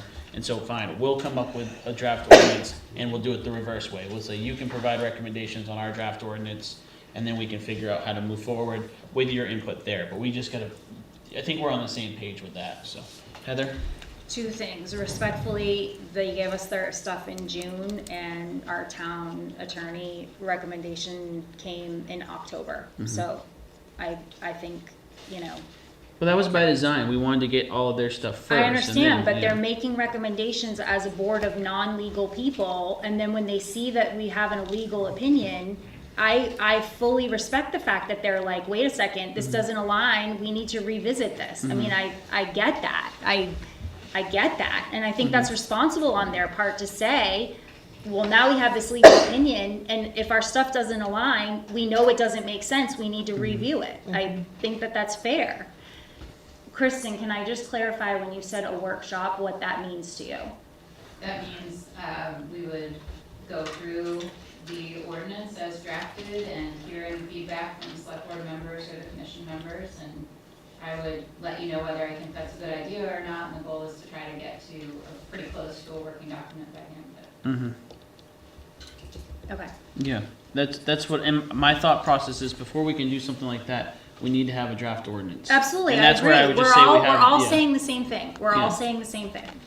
I But feel rather like than, we're all on the rather same than page. Kristen draft an ordinance, send it to the Durham Historic District Commission, get their feedback, and then come back to us, we get that at the same time, and we sit down and we Yeah, workshop. I think that's, and I honestly think that that's what they Yeah. want too. That's what they wanted that Mhm. day they were here, and they didn't understand that that's not the way that it was going. Mhm. I'm trying to build a bridge Yeah, because no, there I- is I there is a agree. communication disconnect. So I think we're all saying the same thing. Let's make a motion and move Mhm. on. Wait, I have one other Oh, question sorry. though. Was the survey that's mentioned, you know? We're gonna talk about that at our next meeting. Okay, so the survey, That's a separate issue. it doesn't have any impact or potential Well, influence my thought on the process ordinance? is that they want to get this architectural survey done of the buildings. If there's a difference, if there's a change in ordinance, I don't know if that would impact that, what they are desiring and all. It's just about the buildings, okay. But what could happen is, right now, the ordinance talks about, you know, buffers around certain buildings and stuff like that. And so how our ordinance is written might change how it's applied if other buildings are added or subtracted or whatever. That's my understanding of it. I'm not an expert on it, but I think that they are separate enough at this point that they don't need to be done at the same time. Okay. I think Yeah. part of why Debbie's bringing that up, though, which is part of what I also found today in my research, is that when you look at the comp plan and you actually look at the land use ordinance, the survey is where all of the planning starts. And so it kind of seems like we're going in a little bit reverse order based on what is laid out in the documents, that like the survey is where the changes and things are supposed to come Well, from, they because the brought- survey would inform They what brought the is ordinance needed. as their priority to us over I'm just long saying before what the survey, I'm not so- talking about them. Yeah. I'm talking about the comp plan And- and our current land use ordinance identify the survey as the starting point for making changes. Do you agree? Would accept the fact that you already have an ordinance and a whole right. administrative process in motion now without a survey. So. And so that's- And that doesn't meet legal requirements and is totally unwieldy and ineffective as a process. So I think Right. fixing the process and then doing the survey to make it more effective in terms of detailed information for working within that process, I think it works. Okay. Yeah, Maybe- and under the best of situations, the survey gets approved, the funding, or the budget gets pulled together, and if the survey budget gets approved in April, you're still now waiting till sometime during 2025 to do that. And then we're talking about 2026 before we're doing an adjustment, and we cannot have this unwieldy No, I agree. warrant for I another agree. year, I so. completely agree with all of that. Anyways, Do I have a motion to direct the town attorney to draft an ordinance, relating to 5.14 and, Article 5.14 and 12? So moved. Second. Any additional questions or discussions? All right, seeing none, all in favor? All opposed? Alrighty. That brings us to, Are we putting a timeline on it, any of that, or no? I think that she manages her time well. Do we have a? No, that, I mean, No, I'm sure she does, but, I think that, so we're about to go into budget season, but we will, need to, whatever comes out of, whatever is, obviously, we need to be able to have the official hearing before our town meeting, which has to be, what, no sooner than 7 days, no later than 30 days before the town meeting for warrant language. So I think April, yeah, so we would need to be doing a hearing sometime during March, February, March. So I don't think we need this in December, because we're gonna be busy with budget stuff, but having something ready for the new year, because, you know, we're gonna hand our budget off in February to the budget committee, then maybe we can do this in February after that, after our budget's been handed over, so. Is that too late? The only thing I'm worried about is if things do get muddled in the process, So- and we end up needing more time. What about a January draft then? for Yeah, I April? mean, I can get the draft out in December. Okay, that's, uh, if that works for all your of these schedule. things that I was directed to do, for Yeah. sure. Okay, if that works for your That's schedule, Then yeah. it's just a matter of. It's when- better to have yeah, it there and before give people time. time to read it Right. and think about it, so. We can just schedule an additional meeting, we can still stay. Yeah. right? I mean, sometimes we gotta do what we Yeah. gotta do. Yep. Perfect. Awesome, thank you. Cool, board member reports. Manager. Manager report. Sorry. Manager report. Skipped you, Jerry. Okay, well, thanks, appreciate that. The skipping? Yeah. thank you both. Thank you very much for your time. Thank you. Thank you, guys.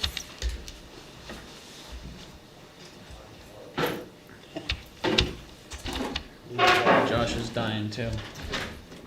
Handing it to you. Alright, let's do this in 7 minutes. So now that you have the presentation from the auditor, I'll post the audit to the website. On Monday.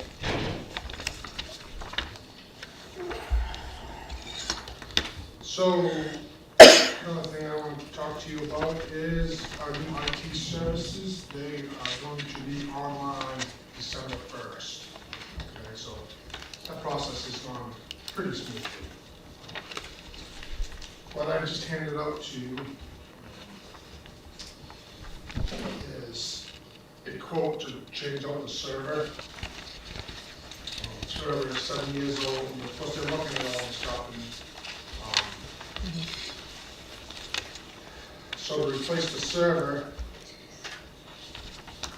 they gave a quote of $13,689.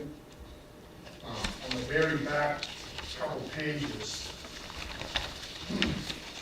we have what's remaining of our ARPA funds. You'll see how, what I did there, the breakdown.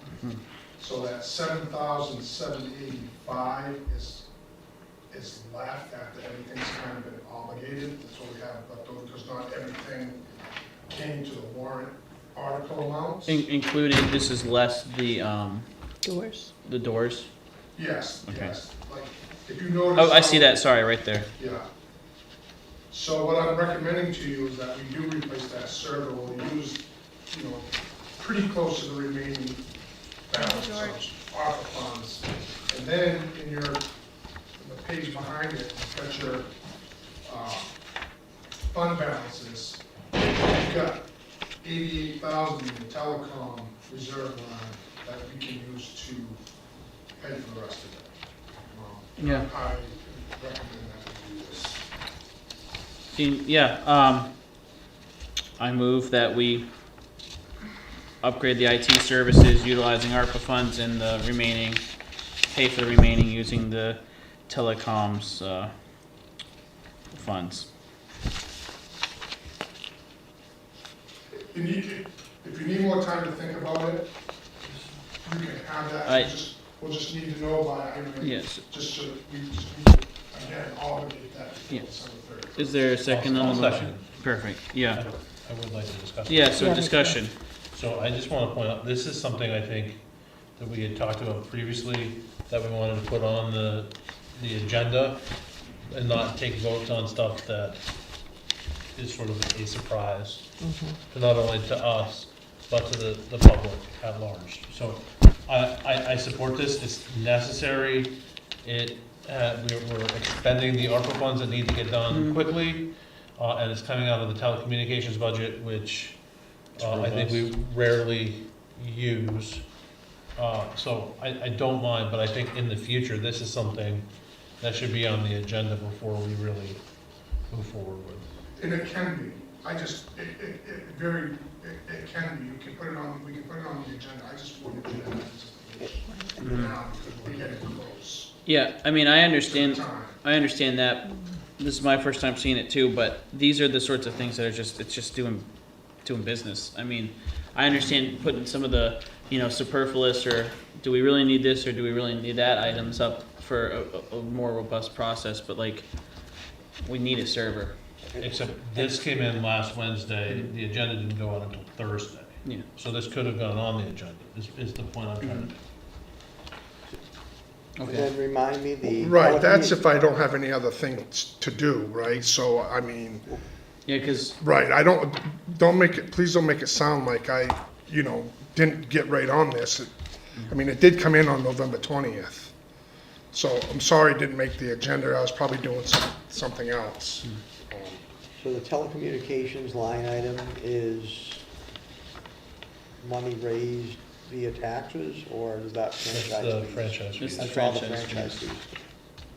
And the balance in that fund is $88,000 right now. mm-hmm.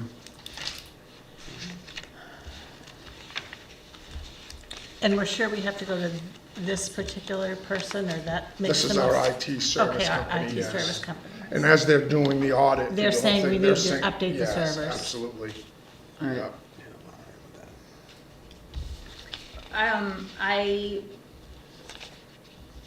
I think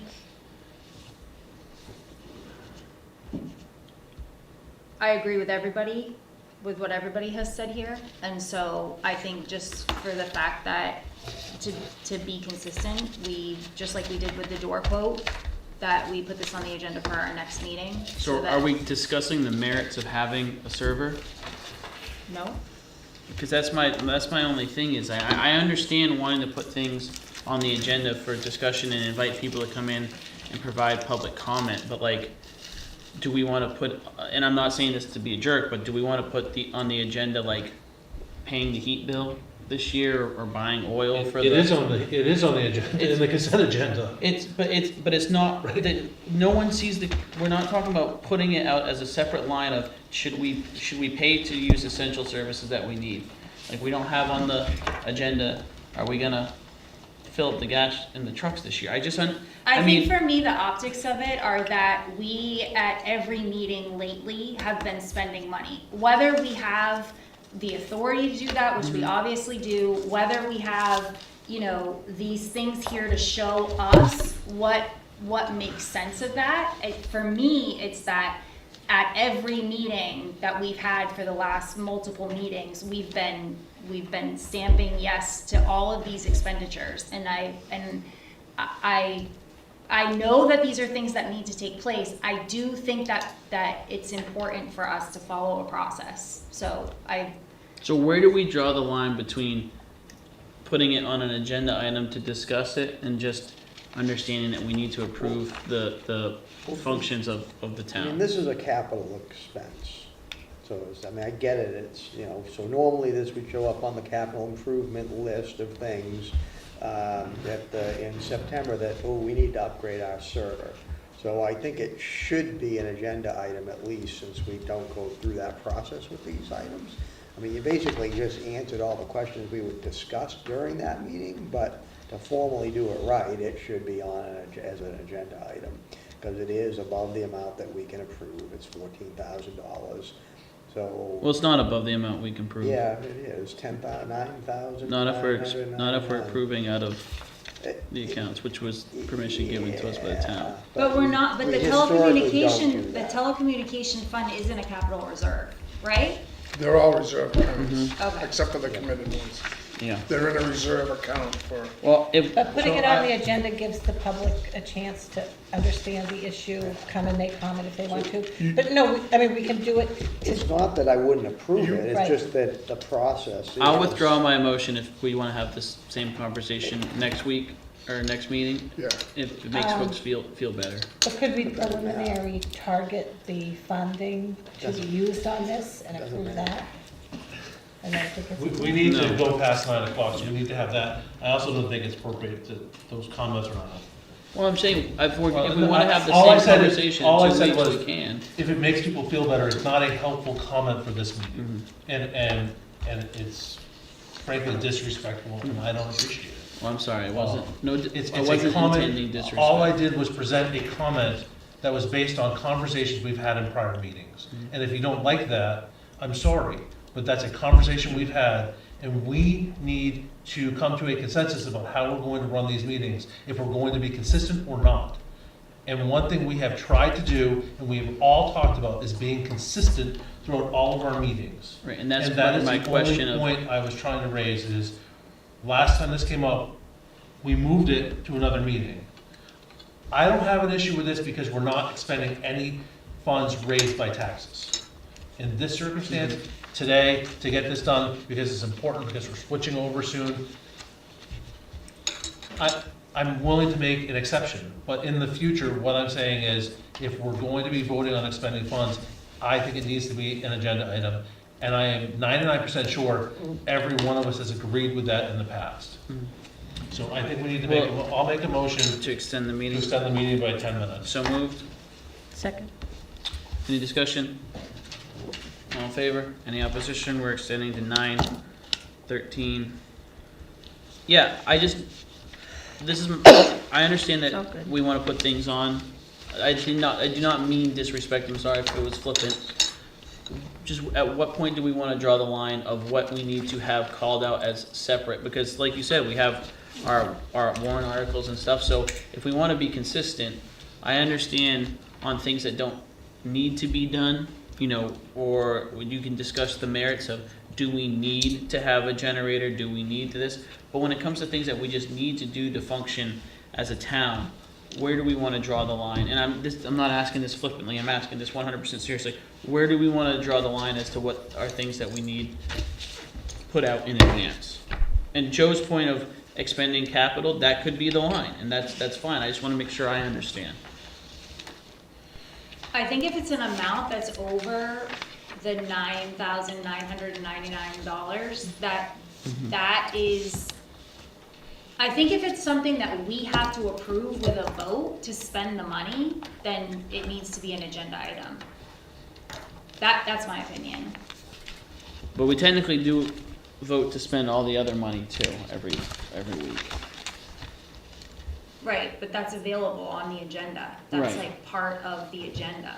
This So- is, So if this, again, I'm not asking this flippantly, I'm purely trying to understand. So if this was just listed on the agenda prior, even though we might be seeing it for the first time, that's what people are okay with? So in case someone wanted to come comment as to whether they felt we needed a server upgrade or something, they could? the specifics of this one are the server, but we're talking about a more general process conversation. Right, this came up as a manager's report item, Mm-hmm. right? It's not a. Yeah, and then I legal- made the motion to bring it I up for get vote it, now. but I So get that it. wasn't Jerry asking us to vote for it now, I was making that motion, because I just thought that this coming to us, So, this item is not a big deal, vote on it, say yes, that's not the big deal. It should just be an agenda item, that's it. alright, I'll note that then. Because, like I said, I was just making the motion because it seemed like a very obvious move for us, and so I think that, I hadn't talked to Jerry about this server, but I think that the intent, Jerry, was you just putting this on our radar tonight. Right. And you caveated with nothing has to be done right now. I was just making the motion to do it now because it's seems very straightforward to me, but if people are more comfortable with waiting until our next meeting, I think that's the 10th, we can do it then, We still have time. but. So I'll withdraw my motion. Let's vote on it, because I think, Well, I withdrew my motion, so if, I don't want people to feel pushed into this, that's not my intent. If people wanna wait, that's 100% okay, we can just wait for it till next meeting. So, I'll put it on the agenda for next week, next meeting. I understand your comments, Josh, sorry if I came off flippantly, that wasn't my intent. Heather, I understand your comments as well about that. Joe, I understand yours about the $9.99, even though we're allowed to. This was one that I thought was a little bit fine, but it's 100% fine with waiting. is this something that's gonna be installed when they're doing their other It'll upgrades? take a little bit of time. They're still working on the whole, switching some stuff out. They just had gone through it and noticed that the server, they even put on the first page, started September 21st, 2017. So he's just recommending, and part of their IT service too that they're gonna provide for us is when we should replace these things. So I got this on November 20th. No, it didn't make the agenda. I just wanted to give it to you just so you could chew on it, make a decision, and I'm just recommending that you probably ought to go through with this, but you've got a couple weeks to, as long as I can sign it or give me the authorization to sign it before December 31st, we're okay. And it could go in February, March even, when they get ready. There's a lot of stuff that they're cleaning up in that cabinet, that computer cabinet. We have a lot of redundancy going on, and this is just one of the things they're highly recommended we change. Well, we'll put it on for next meeting. Did you have anything else in your manager report? Oh, other than that, Just real quick, before you leave this, bring some more information with you. What do you have in there now? What kind of server is it that's in there that they need to replace? is that what you want to know? Yeah. Well, that's what they're putting in. No, that's the one we have. Oh, that's the one we have? Yeah. You still want me? Tell me what you want for info, and I'll grab it.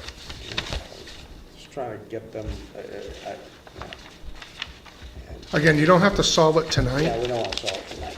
That's all right. It's just information for you to chew on. I just wanted to give it to you. I wanted you to give you the email that I got, and you can make a decision next time. And if you have any questions at all between now and the next meeting, fire me an email. They're much easier for me to research them out than answer them off the cuff on a meeting. Maybe we need to know what would happen if we did not approve the funding. Would they still be able to do the thing? Would we have lesser, what would be the impact of not updating the servers?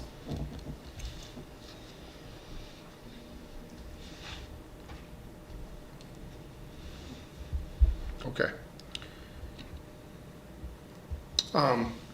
So Joe and I went to a meeting last week in Gray and met with GP-COG, and I think Pownell wasn't there, but they were invited, but they're going through some administration changes right now. But Gray was there, New Gloucester, it's the northern region of the GP-COG. It was a really good meeting. I think Joe Tom went last year.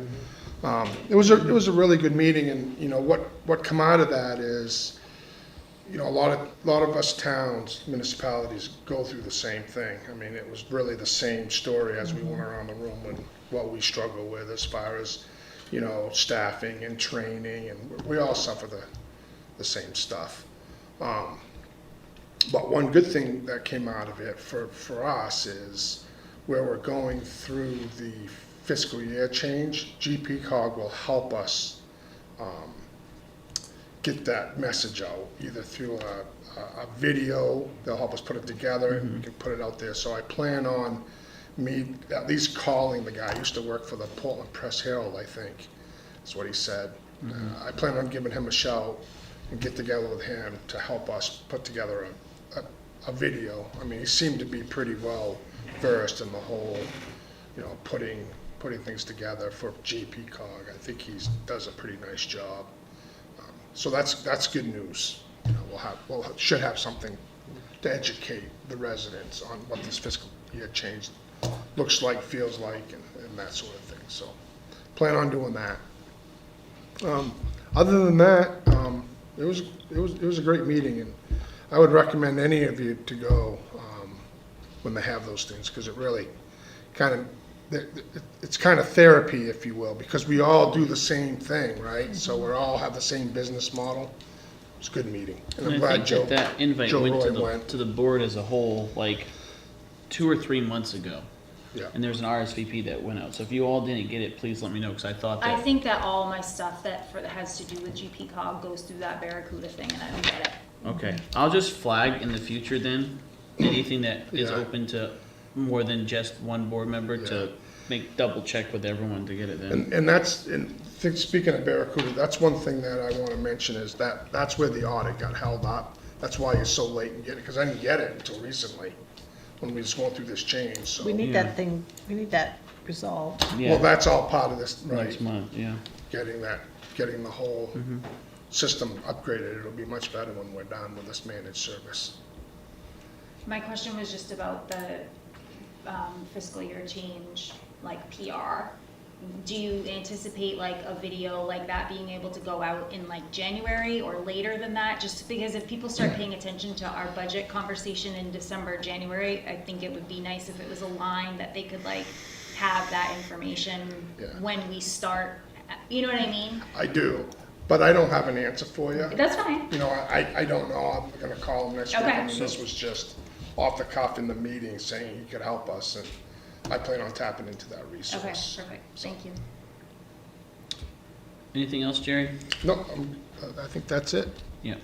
Yeah, my only update for me was gonna be that Jerry and I attended that, and lots of great opportunities, and one thing I think they said that they offer that it's one free, workshop a year, and so I think just with so much changes going on in our town, trying to tap into one of the free workshops a year that they do would be great. And they also brought up, that they can do facilitation of meetings. So especially like, I'm thinking maybe like a workshop that we might need to do in the future, we could have a third-party facilitator there. Cause that could just be helpful to keep things moving. Can we And then, extend the meeting 5 more minutes? yep, I'll move to extend the meeting 5 minutes. Second. All in favor? Any opposition? And then the only other thing I was gonna say is I haven't sent it yet, but I was planning on sending an email to the budget committee to invite them to attend our first budget committee, our first meeting with Jerry on the budget. Not to be there to participate in it, because this is really where we're all gonna have a discussion with Jerry about budget priorities and things we might want to see them do next year, things or budget for next year, whether it's increasing this or decreasing that conceptually. But I want them to be there to see where some of that direction's coming from, and so they have it on the front, because I feel like the last few times with the budget committee I've seen, they get the information, they're like, it would have been nice to know that you are all interested in increasing this before today, right? And so one thing they actually brought up at that workshop that we were at the other day is that even just inviting people up front to a meeting to say, hey, why don't you all come to this meeting so you can see it? And the whole idea of saying, well, all of our meetings are public and anyone can attend to any meeting they want. Yeah, that's true, but sending a dedicated invite of, hey, we're gonna be talking about something of your board's interest tonight, please come in and take a watch. So I was just gonna send that to the budget committee, just simply saying, please join us as a attendee at the meeting on, I think it's December 10th or 17th, yeah, December 10th, sorry, where we're gonna talk about the beginnings of the budget process, so just wanted to let you all know, and I can CC everyone on that when I send it to the chair of the budget committee, so. But I had nothing else. Does anyone else have any board member reports? Josh? Just that I spoke to the sheriff and deputy sheriff about the vote, and they both said that if we ever want to have the conversation again, then we'll just reach out and let them know. Good, thank you.